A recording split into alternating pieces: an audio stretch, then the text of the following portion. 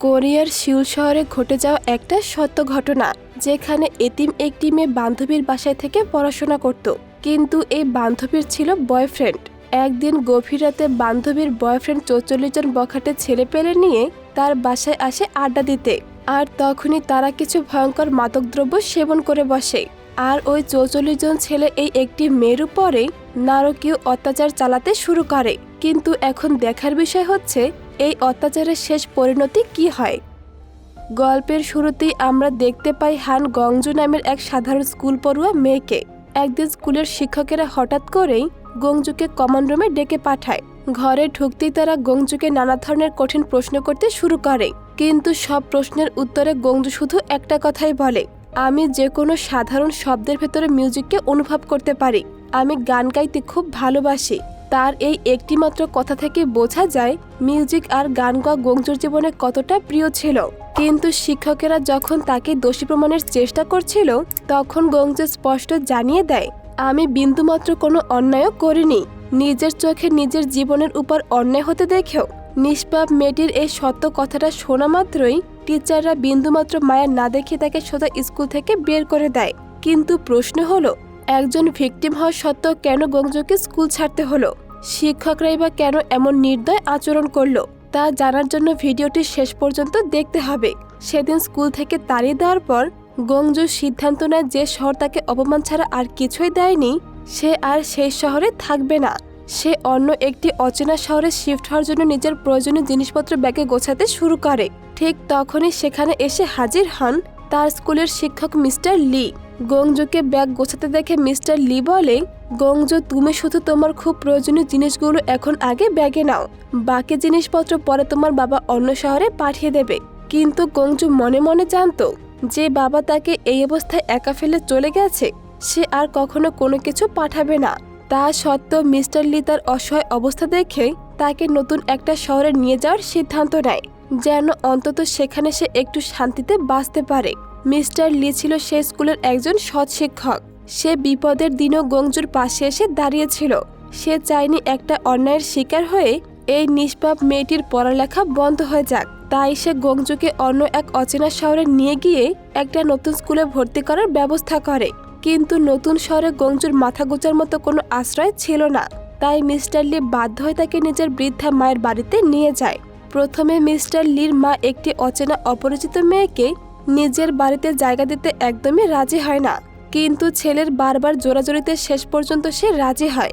তবে শর্ত দেয়, মেয়েটি কিন্তু মাত্র 1 সপ্তাহের বেশি এখানে থাকতে পারবে না।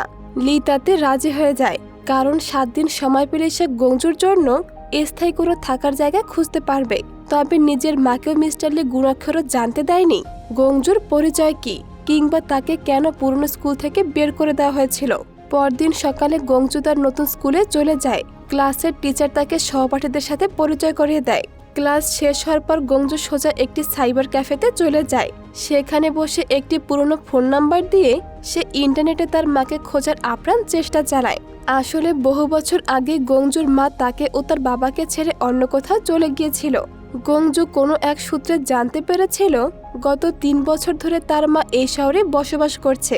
আর সত্যি বলতে গংজু এই শহরে শিফট হওয়ার পেছনে এটি ছিল একটা গোপন উদ্দেশ্য, যেন সে যে কোনো মূল্যে তার হারিয়ে যাওয়া মাকে খুঁজে বের করতে পারে। সাইবার ক্যাফে থেকে বের হয়ে গংজু সোজা চলে যায় একটি সুপার শপে, যেখানে লির মা কাজ করত। গংজু লির মাকে তার কাজে হাত বাড়ায় এবং সাহায্য করতে শুরু করে। মেয়েটির এই সুন্দর ব্যবহার দেখে তার মনটা গলে যায়। সে বেশ খুশি হয়ে গংজুকে আদর করে বাড়িতে নিয়ে যায় এবং একসাথে ডিনার করে। পরদিন স্কুলে গিয়ে গংজু দেখতে পায় কয়েকটি মেয়ে একসাথে বেশ আনন্দে গানের প্র্যাকটিস করছে। গংজুর দৃশ্যটি দেখে মনটা ভালো হয়ে উঠলেও পরক্ষণে অতীতে ঘটে যাওয়া সে অন্ধকার স্মৃতিগুলো মনে পড়ে তার মনটা আবার খারাপ হয়ে যায়। এরপর একদিন স্কুলের সুইমিং পুলে সাঁতারের প্র্যাকটিস শেষ করে গংজু ওয়াশরুমে যায়। সে আনমনে গুনগুন করে মিষ্টি সুরে একটা গান গাইতে শুরু করে। ঠিক তখনই বাইরে থেকে ইনি নামের একটি মেয়ে গংজুর এই গানটা শুনতে পায়। গানে মুগ্ধ হয়ে সে চুপি চুপি মোবাইলে গংজুর ভয়েস রেকর্ড করতে শুরু করে। ইনি সোজা ওয়াশরুমে ঢুকে রেকর্ডিংটি গংজুকে শুনিয়ে বলে, তোমার গলার গান তো অসাধারণ, প্লিজ তুমি আমাদের মিউজিক গ্রুপে জয়েন করো। তুমি সাথে থাকলে আমরা যে কোনো কম্পিটিশনে অনায়াসে ফার্স্ট হয়ে যাব। কিন্তু প্রশংসা শুনে খুশি হওয়ার বদলে গংজু ভীষণ রেগে যায়। সে ইনিকে হুমকি দিয়ে বলে, আমার অনুমতি ছাড়া তুমি কেন আমার ভয়েস রেকর্ড করলে? এরপর যদি কোনোদিন তুমি এই ভুল আবার করো, আমি সোজা প্রিন্সিপালের কাছে গিয়ে তোমার নামে কমপ্লেন করব। এসব শুনে ইনি তো ভীষণ অবাক হয়ে যায়।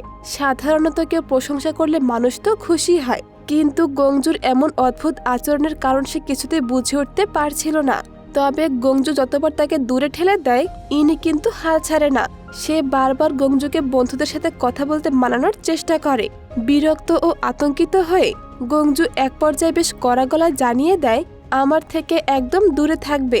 এরপর গংজু আবার তার হারিয়ে যাওয়া মাকে খুঁজতে বেরিয়ে পড়ে। অনেক খোঁজাখুঁজির পর সে তার মায়ের কাজের জায়গার ঠিকানা পেয়ে যায়। সেই ঠিকানা ধরে সে পৌঁছে যায় সেই জায়গায়। সেখানে গিয়ে সে দেখতে পায় তার মা একটা সুপার শপে কাজ করছে। দীর্ঘ 3 বছর পর নিজের মাকে চোখের সামনে দেখতে পেয়ে গঞ্জুর মন খুশিতে ভরে ওঠে। কিন্তু গংজুকে দেখে তার মায়ের মুখে আনন্দ যেন গায়েব হয়ে যায়, কারণ গংজুর মা বহু আগে অতীতের সব স্মৃতি মুছে ফেলে নতুন এক জীবনসঙ্গীকে নিয়ে নিজের মতো গুছিয়ে সংসার করতে শুরু করেছে। সে আর পুরনো কোনো জটিলতায় জড়াতে চায় না। মায়ের মুখের এমন ব্যবহার দেখে গঞ্জুর মনটা এক নিমেষে ভেঙে চুরমার হয়ে যায়। তবুও সে কষ্ট লুকিয়ে তার মাকে জানায়, আমি কিন্তু এখন এই শহরের একটা স্কুলে ভর্তি হয়েছি। কিন্তু গংজুর কথা শেষ হওয়ার আগে তার মা কঠোর গলায় জানিয়ে দেয়, আজকের পর থেকে ভুলেও যেন এই দোকান বা আমার বাড়ির ধারে কাছে তোমাকে আর না দেখি। যে মাকে পাওয়ার আশায় এত কষ্ট করে এই অচেনা শহরে আসা, সেই মা যখন চরম ঘৃণায় তাড়িয়ে দিল, তখন অসহায় গংজুর বুকটা যেন ফেটে যায়। সে কাঁদতে কাঁদতে সেখান থেকে বেরিয়ে যায়। পরদিন সকালে স্কুলে থাকা অবস্থায় গংজুর ফোনে হঠাৎ একটি অপরিচিত নাম্বার থেকে কল আসে। ভয়ে ভয়ে ফোনটা রিসিভ করতে উপাস থেকে থমথমে গলা এক লোক বলে ওঠে, আমি কিমের বাবা। কথাটা শোনা মাত্রই আতঙ্কে গংজুর হাত বাজানো ঠান্ডা হয়ে আসে। সে আর এক মুহূর্ত অপেক্ষা না করে সাথে সাথে ফোনটা কেটে দেয় এবং মোবাইলটা লকারের ভিতরে লুকিয়ে ফেলে। কিন্তু কে এই কিম, আর তার বাবার ফোন শুনে কেন এতটা শিউরে উঠল গংজু? সেই রহস্যের উত্তর মিলবে কিছুক্ষণের মধ্যেই। পরদিন স্কুলে গিয়ে গংজু দেখে মিউজিক প্র্যাকটিস রুমটি পুরোপুরি ফাঁকা। সে আস্তে আস্তে ভেতরে ঢুকে পড়ে এবং একটি গিটার হাতে নিয়ে আনমনে তার তারে সুর তোলে। এক পর্যায়ে সে নিজের গলার সবটুকু আবেগ ঢেলে দিয়ে গান গাইতে শুরু করে, যেন গানের মাধ্যমে সে বুকের ভেতরে জমে থাকা কষ্টগুলো হালকা করার চেষ্টা করছিল। ঠিক তখনই ইনি তার বন্ধুদের নিয়ে রুমের সামনে দিয়ে যাচ্ছিল। জানালার ফাঁক দিয়ে গংজুকে এত সুন্দর গান গাইতে দেখে তারা সবাই দরজার বাইরে দাঁড়িয়ে গানটা উপভোগ করতে শুরু করে। গান শেষ হতে গংজু যখন বাইরে বন্ধুদের দেখে ফেলে, সে দ্রুত গিটারটি রেখে সেখান থেকে পালিয়ে যাওয়ার চেষ্টা করে। ইনি ও তার বান্ধবীরা গংজুর পিছু পিছু হাঁটতে হাঁটতে জিজ্ঞেস করে, তুমি এত চমৎকার গান কোথায় শিখলে? গংজু কোনো জবাব না দিয়ে এড়িয়ে যেতে চাইলে ইনি বলে, প্লিজ গংজু, তুমি আমাদের মিউজিক গ্রুপে জয়েন করো, আমরা সবাই মিলে তোমার কাছ থেকে গান শিখতে চাই। কিন্তু গংজু মুখ বুজে সেখান থেকে চলে যায়। দেখতে দেখতে লিড দেওয়া সে 1 সপ্তাহের সময় শেষ হয়ে আসে। তার মানে আজ গংজুকে এই বাড়ি ছেড়ে চলে যেতে হবে। সে ব্যাগ গুছিয়ে বের হওয়ার জন্য প্রস্তুত হচ্ছিল। ঠিক তখনই লিরমা এসে গংজুর হাত ধরে বলে, তোমাকে আর কোথাও যেতে হবে না, তুমি যতদিন খুশি আমার কাছে এই বাড়িতেই থাকবে। এই কথা শুনে গংজু একটা স্বস্তির নিঃশ্বাস ফেলে, কারণ এই অচেনা শহরে তার যাওয়ার মতো আর কোনো নিরাপদ জায়গা সত্যি ছিল না। তাই সে লির মায়ের সাথে সেই বাড়িতেই থেকে যায় এবং তার কষ্টের কথা ভেবে প্রতিদিন তার সাথে সুপার শপে গিয়ে সাহায্য করতে শুরু করে। আর শুধু তাই নয়, বন্ধুদের সাথে মিলে মিউজিক গ্রুপে নিয়মিত গান প্র্যাকটিস করতে রাজি হয়ে যায়। একদিন হঠাৎ মিস্টার লি তাদের বাড়িতে আসে গংজুর সাথে দেখা করতে। সে গংজুকে একটা খবর জানিয়ে বলে, কিম সহ বাকি 43 জন অপরাধীর বিরুদ্ধে আইনি বিচার সম্পন্ন হয়েছে এবং তারা সবাই এখন জেলখানায় কড়া সাজা ভোগ করছে। এতদিন পর এই সুখবরটি শুনে গংজুর মন এক অজানা শান্তিতে ভরে ওঠে। হয়তো তার জীবনের অন্ধকার দিনগুলো এবার শেষ হবে। পরদিন স্কুলে যাওয়ার পর ইনি দৌড়ে এসে গঞ্জুকে একটা ভিডিও দেখায়। আসলে সেদিন প্র্যাকটিস রুমে বসে গঞ্জু যে গানটি গেয়েছিল, ইনি লুকিয়ে সেটার ভিডিও বানিয়ে নিয়েছিল। আর শুধু তাই নয়, সে সেই গানটি একটা বড় মিউজিক কোম্পানির এজেন্টের কাছে পাঠিয়ে দেয়। ইনি গঞ্জুকে জানায় কোম্পানির এজেন্সির লোকেরা তার কণ্ঠের গান শুনে এক কথায় মুগ্ধ হয়ে গেছে। তবে গঞ্জু কিন্তু আগের মতো রেগে না গিয়ে খুব শান্ত গলায় ইনিকে জিজ্ঞেস করে, তুমি কি এই ভিডিওটি সোশ্যাল মিডিয়ায় আপলোড করেছো? ইনি হেসে উত্তর দেয়, না না, আমি তো এটা শুধু এজেন্সিকে মেল করেছি। কথাটি শুনে গঞ্জু আবারও মন খারাপ করে চুপচাপ সেখান থেকে চলে যেতে শুরু করে। ইনি গঞ্জুর পিছু পিছু গিয়ে জিজ্ঞেস করে, তোমার আসল সমস্যাটা কোথায়? এটা তোমার লাইফের কত বড় একটা সুযোগ, তুমি এভাবে কেন হাতছাড়া করছো? গঞ্জু একটু থেমে গিয়ে বলে, তুমি সারাক্ষণ এভাবে শুধু আমার পেছনে কেন পড়ে আছো? তখন ইনি গঞ্জুর চোখের দিকে তাকিয়ে বলে, কারণ আমি তোমাকে ভালোবাসি। আমি মন থেকে তোমার সত্যি একটা ভালো বন্ধু হতে চাই। ইনির এই কথায় গঞ্জুর বরফ জমে থাকা মনটা যেন গলে যায়। সে একটু হাসে এবং ইনিকে সাথে নিয়ে নিজের বাড়ির উদ্দেশ্যে রওনা হয়। বাড়ি গিয়ে দুই বান্ধবী মিলে গল্প করতে শুরু করে। গল্পের ছলে ইনি হঠাৎ জিজ্ঞেস করে বসে, আচ্ছা গঞ্জু, তোমার বয়ফ্রেন্ড কয়টা বলো তো? গঞ্জু মলিন এক হাসি দিয়ে উত্তর দেয়, 44টা। কথাটা শুনে ইনি হেসে উড়িয়ে দেয়। সে ভেবেছিল গঞ্জু নিশ্চয়ই তার সাথে কোনো মজা করছে, কিন্তু ইনি গুণাক্ষরে টের পায়নি যে গঞ্জু কোনো মজা করছিল না। সে তার মুখে ফুটে ওঠা ওই হাসির আড়ালেই লুকিয়ে থাকা 44 জন নরপশুর পৈশাচিক নির্যাতনের ভয়ঙ্কর সত্যিটা তুলে ধরেছিল। সেদিন রাতে হঠাৎ গঞ্জুর বাবা তাকে ফোন করে জরুরিভাবে দেখা করতে বলে। গঞ্জু দেরি না করে বাবার সাথে দেখা করতে চলে যায়। সেখানে গিয়ে গঞ্জুর বাবা তার হাতে একটি লিগ্যাল পেপার তুলে দিয়ে বলে, এখানে একটা সই করে দে। গঞ্জু যখন কাগজটি পড়তে শুরু করে, তার বাবা তাকে ধমক দিয়ে থামিয়ে বলে, এসব পড়ার কোনো দরকার নেই, যা বলছে তাই করো। গঞ্জু নিজের বাবার উপর বিশ্বাস করে কাগজটিতে সই করে দেয়। সই হতেই বাবা বলে, নিজের খেয়াল রাখিস। এই বলে সে হনহন করে সেখান থেকে চলে যায়। পরদিন স্কুলে গিয়ে গঞ্জু জানতে পারে মিউজিক এজেন্সির লোকেরা তাকে প্রফেশনাল সিঙ্গার হিসেবে গান গাওয়ার জন্য সিলেক্ট করে নিয়েছে। এত বড় খবরে ক্লাসের সবাই যেন আনন্দে মেতে ওঠে। আর জীবনের এত ঝড়ঝাপটার পর গঞ্জু নিজেও খুশিতে আত্মহারা হয়ে পড়ে। মিউজিক এজেন্সিতে চান্স পাওয়ার খুশিতে বন্ধুরা মিলে গঞ্জুর জন্য ছোটখাটো একটা পার্টির আয়োজন করে।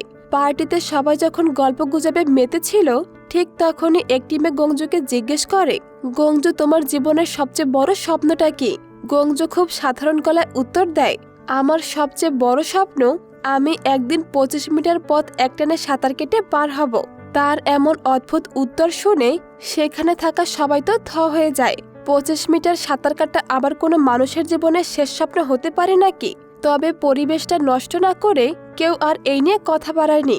কিন্তু গঞ্জু কেন এই স্বপ্ন দেখেছিল তা ভাবলে আপনার হৃদকম্প শুরু হয়ে যাবে। সেদিন বাড়ি ফেরার পথে হঠাৎ লি ফোন করে গঞ্জুকে জিজ্ঞেস করে, তুমি কি কোনো কাগজে সই করেছো? গঞ্জু উত্তর দেয়, হ্যাঁ, আমার বাবা এসেছিল, সে একটা কাগজে সই করতে বলেছিল, তাই আমি সই করেছি। কথাটা শোনা মাত্রই লি রেগে যায় এবং গঞ্জুকে বকাঝকা করতে শুরু করে, কারণ গঞ্জু নিজের অজান্তেই এক মহা বিপদে পা বাড়িয়েছে। লি তাকে বকাবকি করে ফোনটা কেটে দেয়। গঞ্জু ভয়ে ভয়ে তার বাবাকে বারবার ফোন করতে থাকে, কিন্তু ফোনটি বন্ধ ছিল। গঞ্জু বুঝতে পারে তার জন্মদাতা বাবা সামান্য কিছু টাকার লোভে নিজের মেয়ের সাথে প্রতারণা করেছে। পরদিন স্কুলে যাওয়ার পর ইনি ও তার বন্ধুরা গঞ্জুকে একটা বড় সারপ্রাইজ দেওয়ার চেষ্টা করছিল। আসলে তাদের টিমের একটা মেয়ে গঞ্জুর গাওয়া সেই গানটি সোশ্যাল মিডিয়ায় আপলোড করেছিল, সাথে গঞ্জুর পরিচয় ও স্কুলের ডিটেলসও জুড়ে দিয়েছে। আর সেই গানটি রাতারাতি ভাইরাল হয়ে যায় এবং হাজার হাজার মানুষ গঞ্জুর কণ্ঠের প্রশংসা করতে শুরু করে। বন্ধুরা ভেবেছিল গঞ্জু খবরটি শুনে খুশিতে লাফিয়ে উঠবে, কিন্তু উল্টো আতঙ্কে ও রাগে গঞ্জুর মুখ ফ্যাকাশে হয়ে যায়।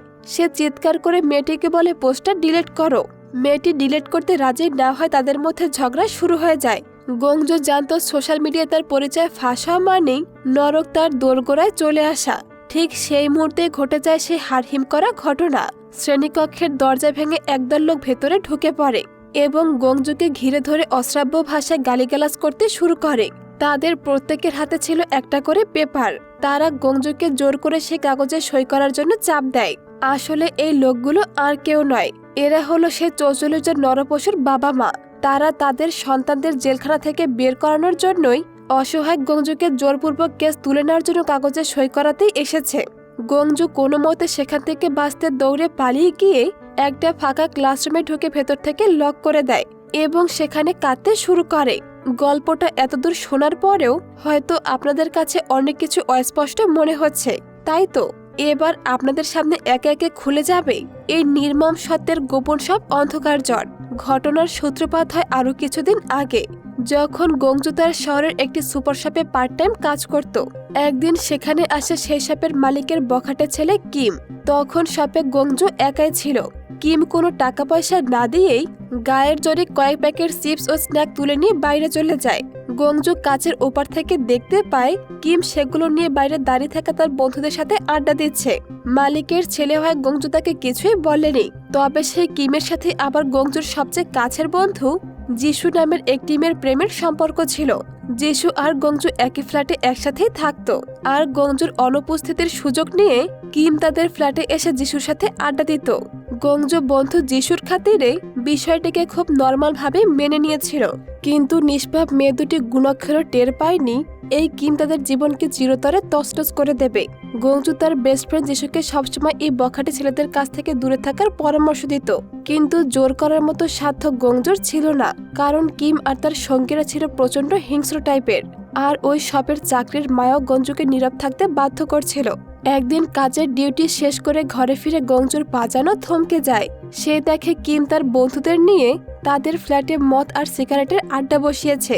গংজু প্রচন্ড রেগে তাদেরকে ঘর থেকে বেরিয়ে যেতে বলে, কিন্তু ছেলেগুলো উল্টো গংজুকে আজেবাজে ভাষায় গালিগালাজ করতে শুরু করে এবং তাকে অনেক ভয়ভীতি দেখায়। এক পর্যায়ে গংজু বাধ্য হয়ে পুলিশকে ফোন দিয়ে সাহায্য চায়, কিন্তু ঠিক তখনই কিমের এক বন্ধু সুজিন গং তার হাত থেকে ফোনটা ছিনিয়ে নেয়। সে ফোনে নিজেকে এক পুলিশ অফিসারের ছেলের পরিচয় দিয়ে হেসে বলে, আরে স্যার, কিছু হয়নি, আমার এক বন্ধু প্র্যাঙ্ক করার জন্য আপনাকে কল দিয়েছিল, ডোন্ট ওয়ারি। অফিসারও শয়তানটার কথা অন্থের মতো বিশ্বাস করে কলটা কেটে দেয়। এরপর থেকে কিম আর তার গ্যাং প্রতিদিন জোরপূর্বক তাদের ঘরে ঢোকার লাইসেন্স পেয়ে যায়। আর গংজু অসহায় চোখে সবকিছু সহ্য করে, কারণ পুলিশও এখন আর তার কথা বিশ্বাস করবে না। আর এরপরেই আসে সেই কাল রাত। সেদিন কিম আর সুজিন তাদের সাথে আরো 43 জন বখাটে ছেলেকে নিয়ে আসে।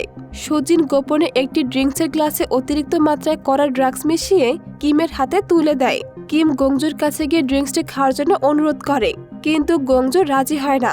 সে উল্টো সবাইকে ঘর থেকে বের হতে বলে। কিম তখন বলে, ঠিক আছে, তুমি যদি এই ড্রিঙ্কসটা শেষ করতে পারো তবে কথা দিচ্ছি আমরা সবাই এখনই চলে যাব। সহজ সরল গংজু তার কথা বিশ্বাস করে পুরো ড্রিঙ্কসটি এক নিঃশ্বাসে গিলে ফেলে। আর এরপরে ড্রাগসের কারণে গংজু নিস্তেজ হয়ে পড়তে শুরু করে। আর ওই ছেলেগুলো পশুর মতো তার উপরে ঝাঁপিয়ে পড়ে। একের পর এক 44 জন শয়তান মিলে অবলা গংজু আর তার বান্ধবী যিশুর উপরে নির্যাতন করে। আর এর কিছুক্ষণ পর সেখানে কিমের বাবা এসে পৌঁছায়। নিজের সন্তানের এমন জঘন্য অপরাধ দেখেও তার বিবেকে বিন্দুমাত্র ধাক্কা লাগেনি। সে পুলিশকে খবর না দিয়ে উল্টো চুপি চুপি নিজের ছেলেকে নিয়ে সেখান থেকে কেটে পড়ে। পরদিন ভোরে সারা রাতের অত্যাচার সহ্য করতে না পেরে যিশু গিয়ে পাশের লেকের পানিতে ঝাঁপ দিয়ে আত্মহত্যা করে। যিশু এই কলঙ্ক ও ট্রমা সহ্য করতে পারেনি, কিন্তু গংজু মন থেকে ছিল ভীষণ শক্ত একটি মেয়ে। সে নিজের জীবন এভাবে নিভিয়ে না দিয়ে অন্যায়ের বিরুদ্ধে লড়াই করে নতুন করে বাঁচার সিদ্ধান্ত নেয়। কিন্তু অতীতের সে অন্ধকার ছায়া তাকে কোনোদিনই শান্তিতে বাঁচতে দেয়নি। বর্তমান দৃশ্যে দেখা যায় সেই 43 জন অপরাধীর মা বাবা যখন গঞ্জুকে আটকে ক্লাসরুমে নির্যাতন করছিল, ঠিক তখনই সেখানে পুলিশের টিম এসে পৌঁছায়। পুলিশ এই পরিস্থিতির নিয়ন্ত্রণে আনে ঠিকই, কিন্তু ততক্ষণে অনেক দেরি হয়ে গেছে। স্কুলের শিক্ষক শিক্ষার্থী থেকে শুরু করে পুরো শহরের মানুষের কাছে গংজুর অতীত জীবনের সে ভয়ঙ্কর ট্র্যাজেডি উন্মোচিত হয়ে যায়। অফিসার গংজুকে কোনো মতে উদ্ধার করে লির বাড়িতে পৌঁছে দিয়ে যায়। তবে যে গোপন অতীত লুকানোর জন্য গংজু শহর ছেড়ে এসেছিল, সেই অতীত আজ পুরো পৃথিবীর সামনে চলে এসেছে।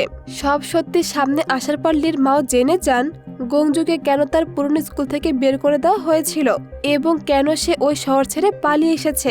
নিজের উপর ঘটে যাওয়ার নির্মম ট্র্যাজেডির পুরো পৃথিবীর সামনে আসার পর গংজু আর কোনো উপায় খুঁজে পায় না।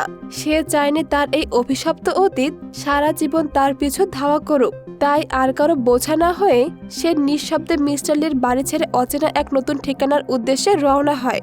কিন্তু বের হওয়ার মুহূর্তে সে দায়িত্বপ্রাপ্ত পুলিশ অফিসার তার পথ আটকে দাঁড়িয়ে পড়ে। সে গংজুর হাতে একটি কাগজ দিয়ে চাপ দিতে শুরু করে। সে বলে, যাওয়ার আগে অন্তত এই কাগজটা একটা সাইন করে দাও। কিমের বাবা দাবি করেছে সে নাকি নির্দোষ। তুমি সাইন না করলে কিমকে জেল থেকে বের করা সম্ভব হচ্ছে না।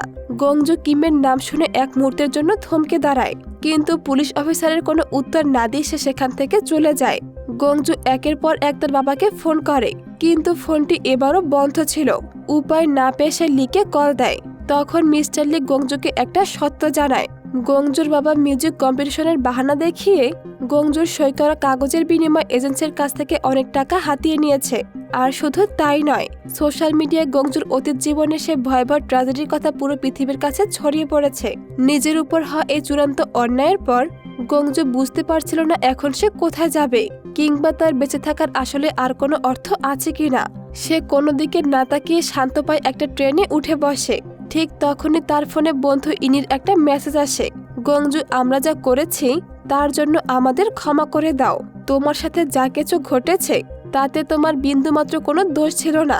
তুমি আবার আমাদের কাছে ফিরে এসো। মেসেজটি পড়ে গংজুর চোখ দিয়ে পানি গড়িয়ে পড়ে। কিন্তু ততক্ষণে নিষ্পাপ মেয়েটির সহ্যের বাঁধ ভেঙে গিয়েছে। কিছুক্ষণ পর দেখা যায় বিশাল এক নদীর ব্রিজের উপরে গংজুর ব্যাগটা রয়েছে। আর গংজু সেতুর উপর থেকে গভীর লেকের পানিতে লাফিয়ে পড়ে। হ্যাঁ, নিজের বেস্ট ফ্রেন্ড যিশুর মতোই গংজু আত্মহত্যার পথ বেছে নিয়েছিল। আর ঠিক এই মুহূর্তে খুলে যায় সেই 25 মিটার সাঁতার শেখার আসল রহস্য।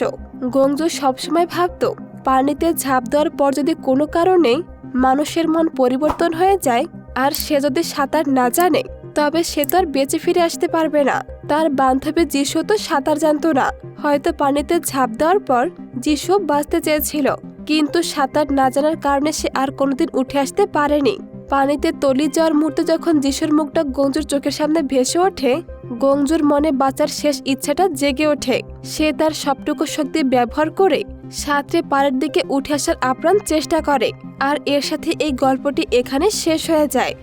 তো বন্ধুরা, কেমন লাগলো আজকের এই গল্পটি তা অবশ্যই কমেন্ট করে জানিয়ে দিও। আর তোমরা যদি গংজুর মতো এই অবস্থায় থাকতে তাহলে কি করতে তাও কমেন্টে জানিয়ে দিও। আজকের ভিডিওটি এই পর্যন্তই। খোদা হাফেজ।